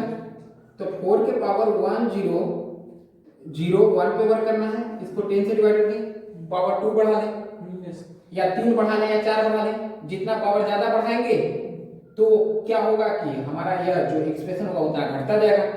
लेकिन उस केस में अगर 3 बढ़ाएंगे 4 बढ़ाएंगे तो हमको कैलकुलेशन डिफिकल्ट करना पड़ेगा। इससे अच्छा 2 ही बढ़ा के काम कर लेते हैं, क्योंकि ये जरूरी नहीं है ना कि 2 ही बढ़ाएं। या तो पावर 2 होगा बाबू, यह क्या होगा 500 होगा, यह क्या होगा आपका 4 होगा 10 होगा, यह क्या होगा 6 के पावर 500 इंटू 4 होगा, बाई क्या होगा 10 होगा। यह क्या होगा आपका 6 स्क्वायर 2 के पावर 50 इंटू 4 बाई 10 होगा। यह आपका क्या हो जाएगा 6 के पावर 250 इंटू 4 बाई आपका क्या हो जाएगा 10 हो जाएगा। अब अगर एक बात बताना, यह बाबू क्या होगा आपका 6 के पावर 2 125 इंटू क्या होगा 4 बाई क्या होगा 10 होगा। या अगेन क्या होगा 6 के पावर 125 इंटू 4 बाई क्या हो गया आपका 10 हो गया। अब बाबू यह क्या होगा, अगर 6 के पावर कुछ भी पावर बढ़ा दें तो हमेशा रिमाइंडर क्या देगा, 10 से डिवाइड करोगे तो 6 ही देगा। सही देगा। तो इसको कैलकुलेशन करने की जरूरत है कि डायरेक्ट लिख दे? डायरेक्ट लिख दीजिए। तो यह क्या देगा, 6 देगा यस इंटू क्या देगा आपको 4 बाई 10। बाबू आप कुछ याद मत करिएगा, यह मत याद कर लीजिएगा कि 6 का पावर कुछ भी रहेगा 10 से डिवाइड करेंगे तो रिमाइंडर हमेशा 6 देगा, बस देखते रहिएगा। यस यह क्या होगा आपका 24 को 10 से डिवाइड करेंगे तो रिमाइंडर क्या हो जाएगा 4 हो जाएगा। यस तो यहाँ क्या हो गया 4 क्या बाबू, यस इसको 10 से डिवाइड करें तो यह ऐड करोगे 1 प्लस 2 प्लस 3 प्लस 4 क्या हो जाएगा आपका 10 हो जाएगा। 10 को 10 से डिवाइड करोगे तो रिमाइंडर क्या आएगा बाबू, जीरो आएगा ना। 10 को 10 से डिवाइड करोगे तो देखो पहले ही कॉन्सेप्ट डिविजन ऐसे ना, क्लियर हो गया। यस तो आप बताइए क्या यह n की वैल्यू 1001 पॉसिबल है कि नहीं। आपसे पूछा गया था कि सबसे स्मॉलेस्ट वैल्यू बताइएगा जो कि 1000 और 1100 के बीच में हो, और इसको क्या करें 10 डिवाइड करें, तो हमको जो ऑप्शन दिया रहेगा उसी को चेक करेंगे ना। तो सबसे छोटी वैल्यू हमको क्या मिली 1001 ही तो मिला, तो यह ऑप्शन सही निकल गया कि नहीं। तो क्या हमको आगे चेक करने की जरूरत है, नहीं, इसको इरेज करें। तो सर जैसे कि अगर ये बाई चांस अगर ये ऑप्शन सही नहीं हुआ फिर तो हमको वो भी चेक करना पड़ेगा। तो आगे इसे चेक करेंगे। हाँ चेक करेंगे बाबू, क्योंकि लेकिन वो ऑप्शन जो देगा आपका ना वो पहला ही ऑप्शन दे देगा इतना, अगर ऐसा क्वेश्चन देगा तो वो तो केवल कॉन्सेप्ट आपका चेक करना चाहता है ना। यस अभी हम लोग कॉन्ग्रुएंसी पढ़ेंगे ना तो तुरंत हम लोग इतना बड़ा बार बार इतना ज्यादा कैलकुलेशन नहीं करेंगे, वो एक लाइन में ऐसे निकलता जाएगा, क्योंकि जो कॉन्ग्रुएंसी होती है वो ग्लोबल होती है। उस केस में कुछ भी पावर हो ऐसे निकलेगा, तो पावर 2 होगा तो भी तो निकलेगा, तो वह एक बेसिक टूल्स हो जाता है। यह क्लियर है।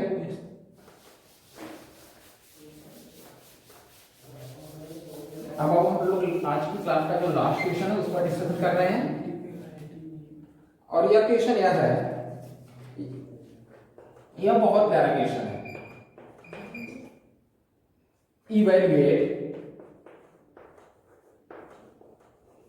evaluate the sum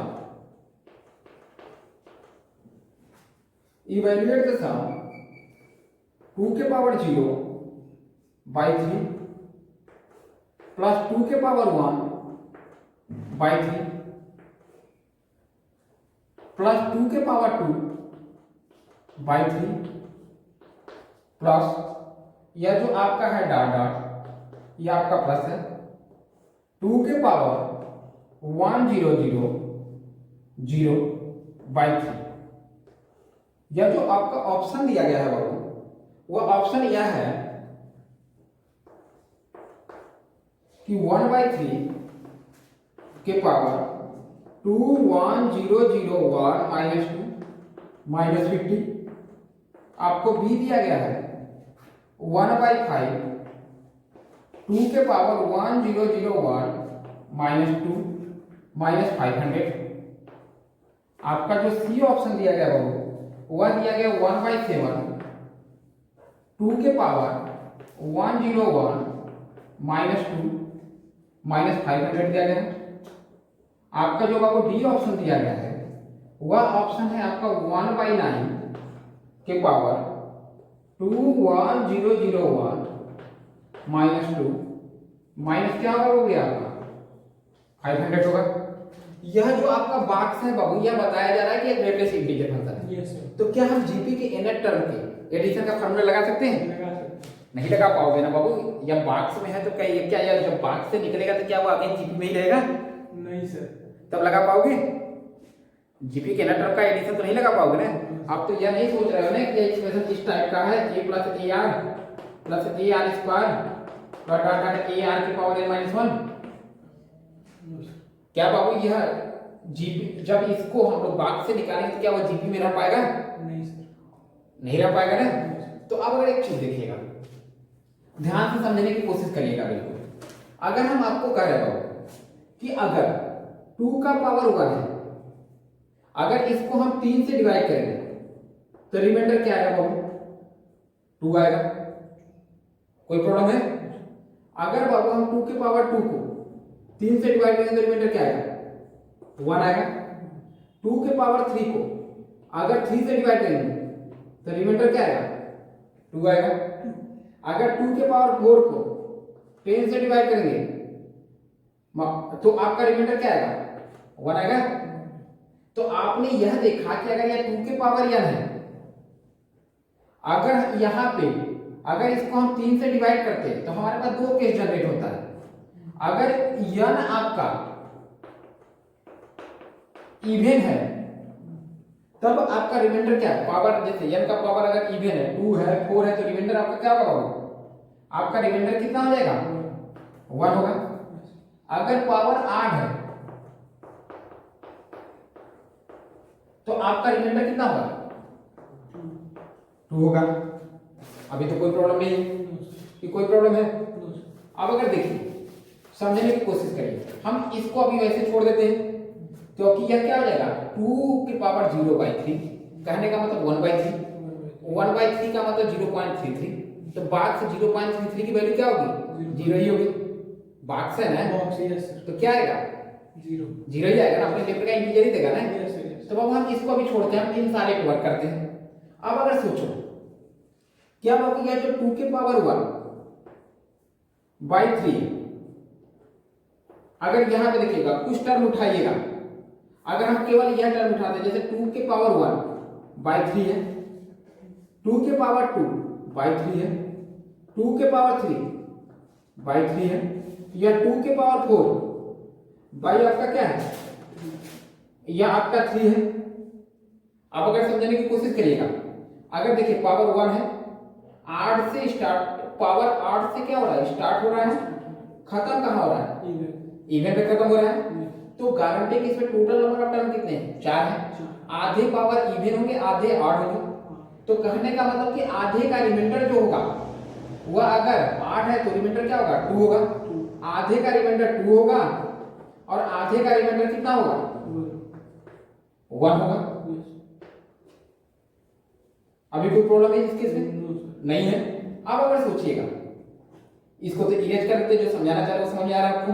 अगर आप यहां से यहां तक का टर्म उठाइए, यह 1 से स्टार्ट होता है 1000 तक जाता है, तो टोटल नंबर ऑफ टर्म कितने हैं 1000 -1 + 1 1000 टर्म होंगे।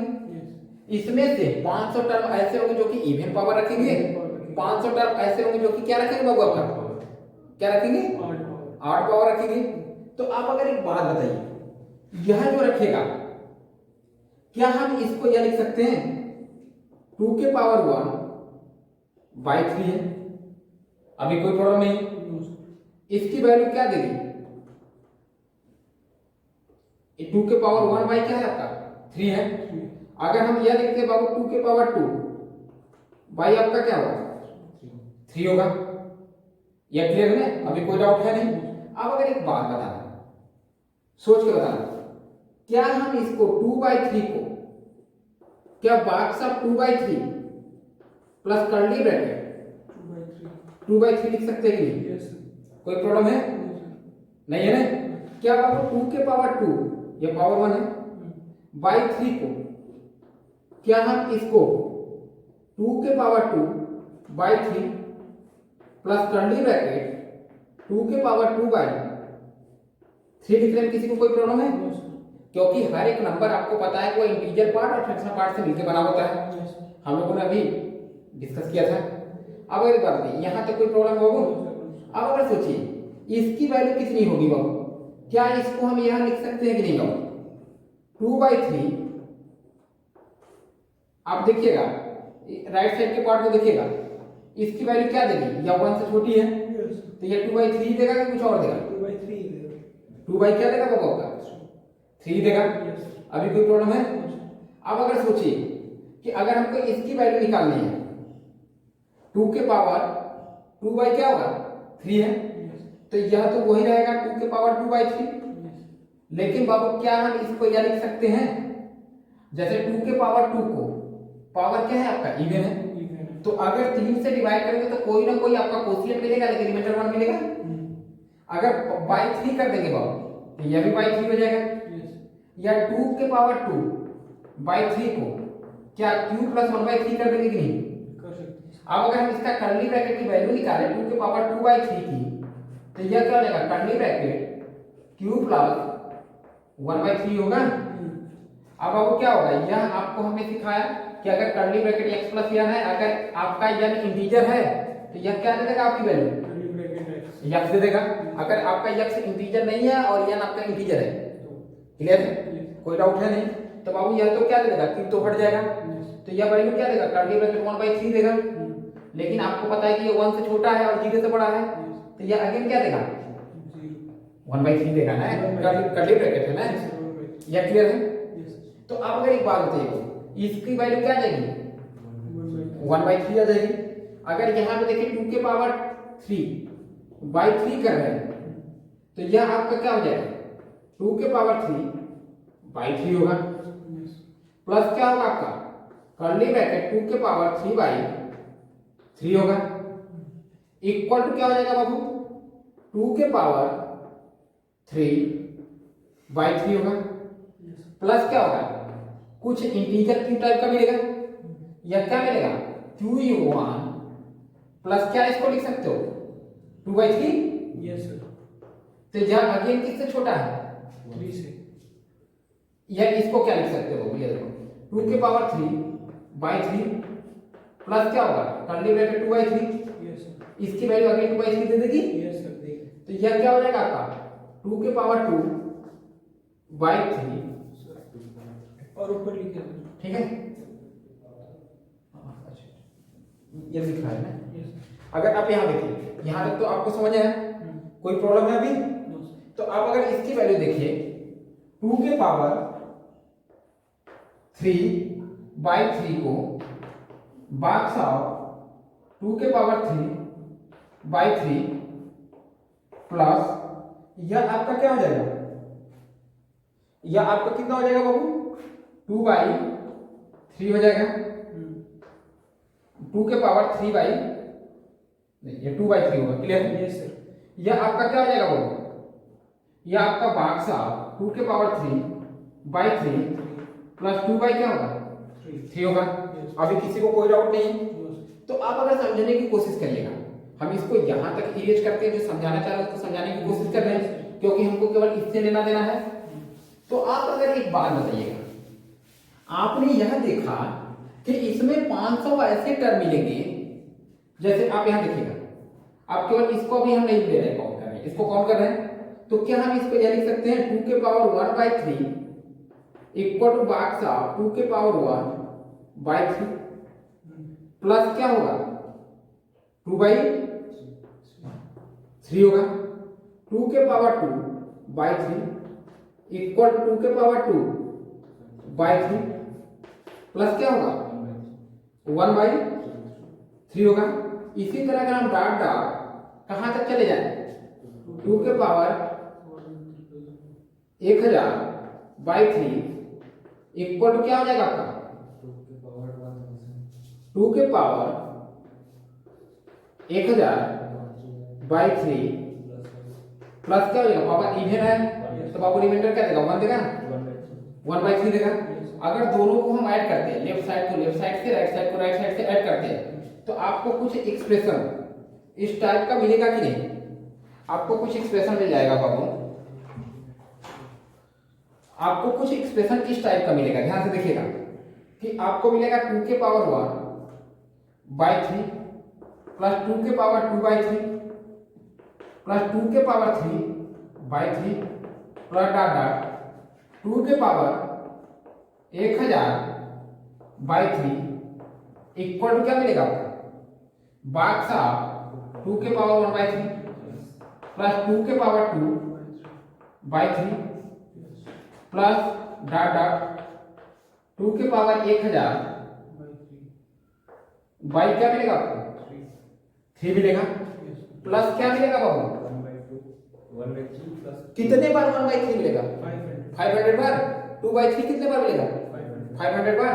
तो क्या हम 500 इंटू 1/3 प्लस 500 2/3 लिखेंगे कि नहीं, यह क्या हो जाएगा, यह बाबू आपका 500/3 होगा, 1000/3 होगा, तो 1500/3 होगा, तो यह एग्जैक्ट में आपका क्या हो जाएगा 500 हो जाएगा। तो आपके पास क्या मिल गया बाबू, आपके पास यह मिल गया कि 2 के पावर 1 इसको 1/3 लिख सकते हो बाबू, का मान लेके, यह अगेन आपका जीपी के 1000 टर्म का एडिशन हो गया कि नहीं, यस सर, यहां तो आपका हो गया, अभी कोई प्रॉब्लम नहीं है, 500 की इधर ला दोगी, कोई दिक्कत है? क्योंकि इसकी वैल्यू 500 आएगी ना। Yes sir. तो अब अगर सोचिए कि हम इसको इरेज कर देते हैं थोड़ा सा, यस तो यह आपका क्या हो जाएगा, आपको यह वैल्यू दे देगा कि नहीं, ऊपर वाला यस सर, सेम दे देगा। सेम दे देगा। तो इसकी वैल्यू अगर आप कैलकुलेट करोगे, अगर इसकी वैल्यू आप कैलकुलेट करो तो 1/3 कॉमन रेशियो की ए की वैल्यू कितनी होगी, 2 होगी। यस तो यह आपका क्या हो जाएगा, यह नॉर्मल ब्रैकेट है, कर्ली ब्रैकेट नहीं है, हम बोल रहे हैं नॉर्मल ब्रैकेट है, तो ध्यान से समझिएगा, जब कर्ली ब्रैकेट यूज करना होगा तो वो बोल देगा, अगर कुछ नहीं बोलता है उसके बारे में तो वो नॉर्मल ब्रैकेट है। अगर बॉक्स के बारे में आपको नहीं बताता है कि एक ग्रेटेस्ट इंटीजर है, तो फिर भी आप क्या यूज करोगे, उसको नॉर्मल ब्रैकेट की तरह यूज करोगे। अगर उसको इंटीजर पार्ट यूज कराना होगा तो वो बोलेगा, जैसे यहाँ पे इवैल्यूएट द सम लिखा था, यहाँ पे नहीं बोला था लेकिन हमने बोला था, ठीक है, तो वह आपको पता होगा। तो यह क्या हो जाएगा, 2 के पावर कितने होंगे, कितने टर्म है बाबू, 1000 टर्म है। 2 के पावर 1000 -1 बाई क्या होगा, 2 - 1 माइनस क्या होगा 500 इक्वल टू, यह आपको पूरा एक्सप्रेशन मिल जाएगा। तो अब बाबू देखिए इसकी वैल्यू आपके पास क्या आ जाएगी, 1/3, कहने का मतलब 2 से मल्टीप्लाई करेंगे तो 2 के पावर 1 माइनस क्या होगा 2 बाई क्या होगा 3 माइनस क्या होगा 500 होगा।